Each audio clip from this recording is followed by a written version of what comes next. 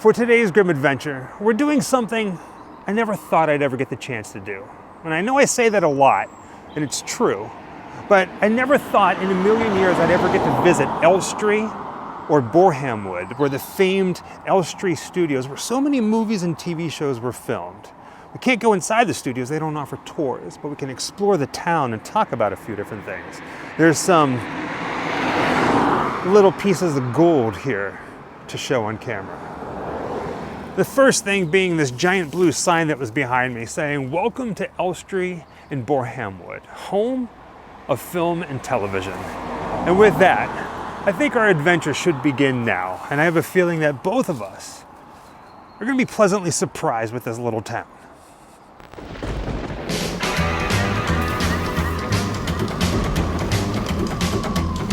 Wherever I come, bad luck just comes my way. Wherever I go, hard luck is there to stay. Good luck never stays a day. Bad luck's always coming my way.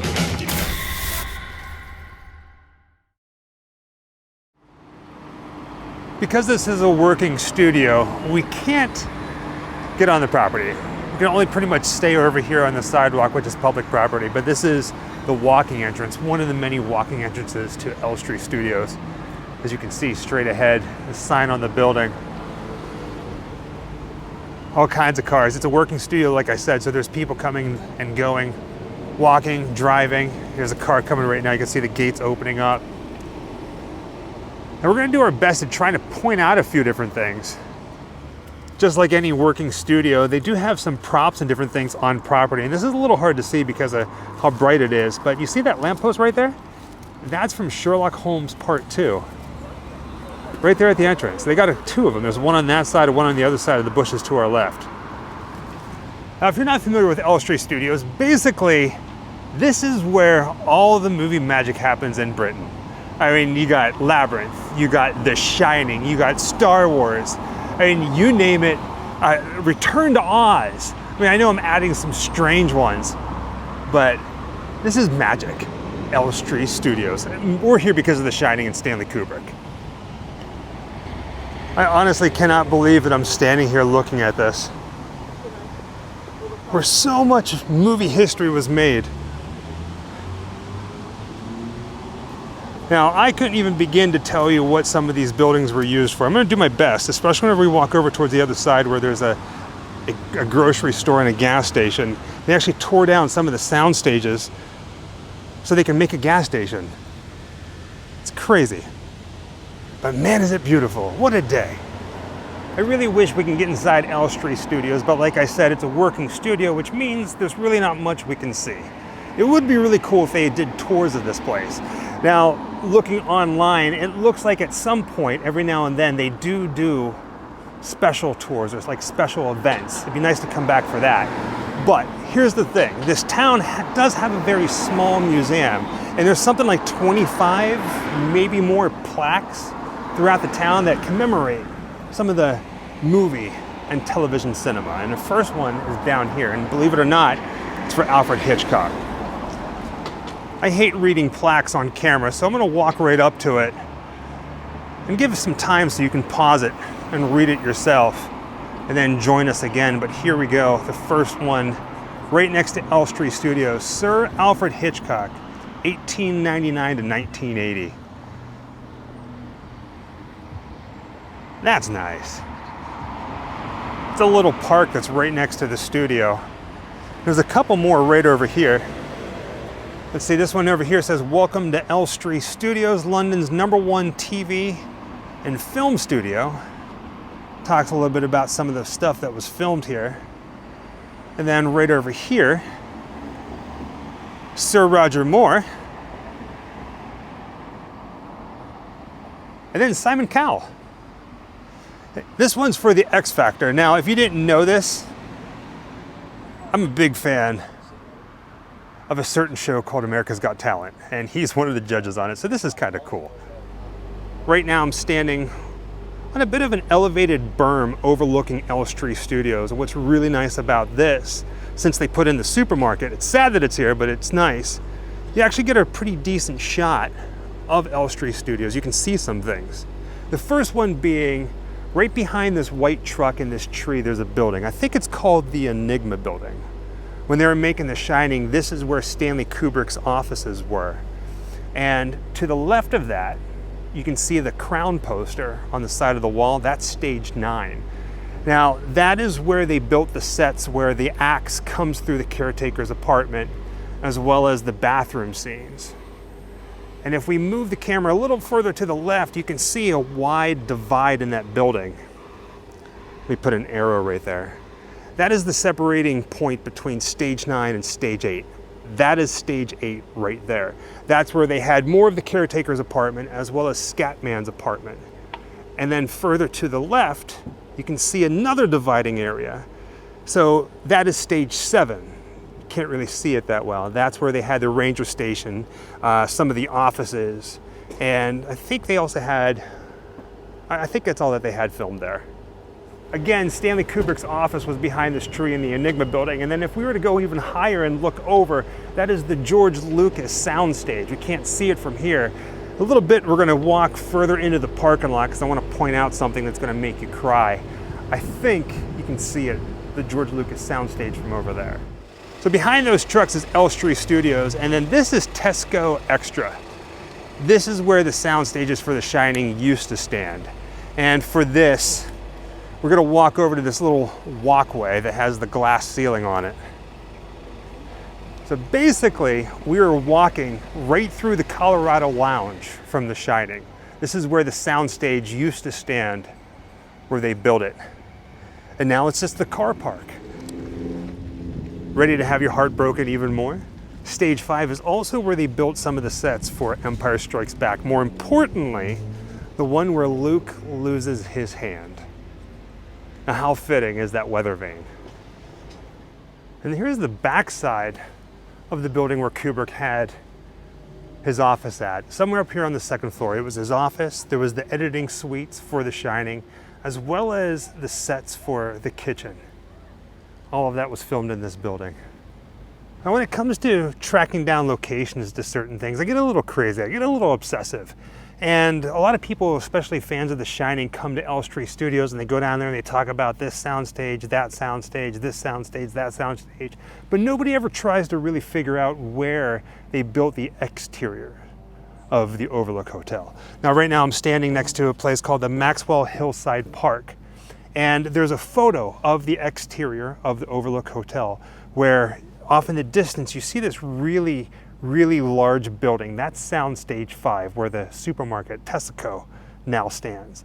And behind that, in the foreground of the photo, you see all the snow and the Overlook Hotel. Here's the thing. My best guesstimates puts the Overlook Hotel, where Stanley built it, in this park. Well, I don't know if this was a park then, but it's a park now. We're gonna try to find it. We're gonna try. It looks like the path goes back even further and down a hill, which also could make sense because all the different shots, whenever they show the overlook, it looks like it either goes up a hill or down a hill, depending on which photo you're looking at. But as of right now, I really don't think that there's any telltale signs. Well, there's that building on the right-hand side. So we're still near Elstree.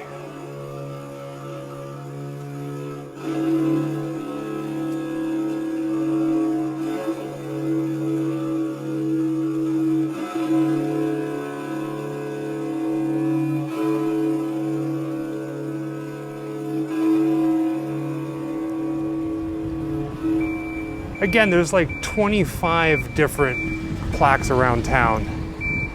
So we saw Alfred Hitchcock, and next up, right over here,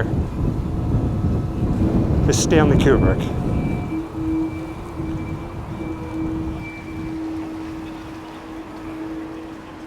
Yeah, this is nice. So it's got a couple different pictures on this, and I didn't point this out earlier with the other ones, but this here, this is kind of like a 3D thing. It's got texture to it. But if I back up a little bit and look down at the plaque itself, it's got a picture of Stanley. It's got 2001: A Space Odyssey in the bottom left. You see Jack Nicholson from The Shining and Malcolm McDowell from A Clockwork Orange. Stanley Kubrick, 1928 to 1999. That's fun. Distinguished Film Director of 2001, Lolita and The Shining, filmed at Borehamwood at Elstree Studios. Right next to Stanley Kubrick, we have a plaque for Sir Christopher Lee. Oh, that's nice. Right there in the section that has that texture to it, it says, "This plaque honors Christopher Lee, actor with 60 years in motion pictures and television, including The Wicker Man," which is the picture that's featured. Jinnah? Don't know that one.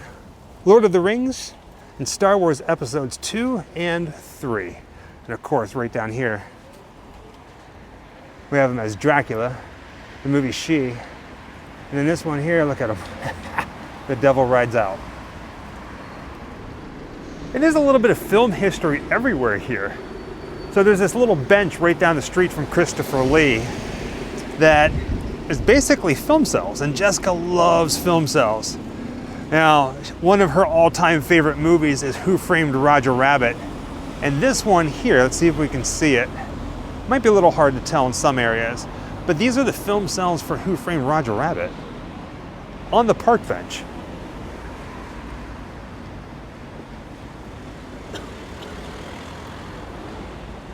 That is unique. Now for this segment, we got this crazy dog barking in the background, and that's okay, because what we're here for is this building right here. This is known as the Canterbury building, and it's really close to Elstree Studios. Now when it comes to The Shining, this is absolutely crazy. There's a little bit of legend and a little bit of lore and a little bit of truth to this. Supposedly, in the filming of The Shining, Stanley Kubrick himself went to the very top with a camera, and he leaned out and he pointed the camera down this way to this parking lot that's behind. Right there, you see the parking lot? And he had Danny and Wendy walking across the parking lot. It's a weird kind of scene, right? So then he took that and then he superimposed it, or overlaid it, if you will, over top of the hedge maze. So there's a scene where you see Wendy and Danny walking through the hedge maze, and it's the scene where Jack Nicholson, he's leaning over the table looking down at the hedge maze, and he's watching, and he's looking at it, he's got this smile on his face, and then it kind of fades to Wendy and Danny walking. That was filmed here. It was 2 different shots. I say it's a little bit of legend because I don't know for certain if it was Kubrick who actually filmed the scene, if he was the one that was all the way up there pointing the camera down. Kind of cool if it was, but Canterbury House. Now, I also told you that there's another movie that was filmed here, another Kubrick movie, and it was A Clockwork Orange. And for this, we've got to go inside and go all the way up to the top. And I'm guessing, well, yeah, let's just go up there. We're not going to bother the people that are there. We're just going to go up, take a look at room 100, and talk about it. You'll hear me talking about it. That dog. Aside from this building's ties to The Shining, it also has ties to A Clockwork Orange, another Stanley Kubrick movie. In fact, there's a plaque over here that says A Clockwork Orange, 1971, a film directed by Stanley Kubrick. Doesn't really say much about what it is, but I'm going to tell you right now, we're going to go up there. This was the interior to Alex's apartment, which was apartment number 100. You can see it in the film very quickly. Again, they only filmed the interiors of Alex's apartment, which was apartment number 100 here. And we're not going to try to get inside the actual apartment, but we are going to go up to floor 17 because you actually see 100 on the door. Baby girl, you can actually see our reflections in the elevator doors. All right. 9. Can I just say, I love the lighting in this elevator. It's a slow-moving elevator. Almost there. So you only really get a shot of the 100 on Alex's door. Whenever he's walking into the apartment, you see it on the door while it's open. Doors open. Going down. Room 100 is right here. All the way here at the top floor.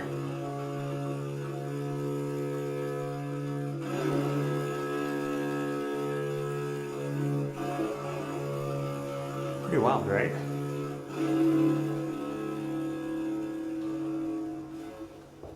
You can touch the ceiling.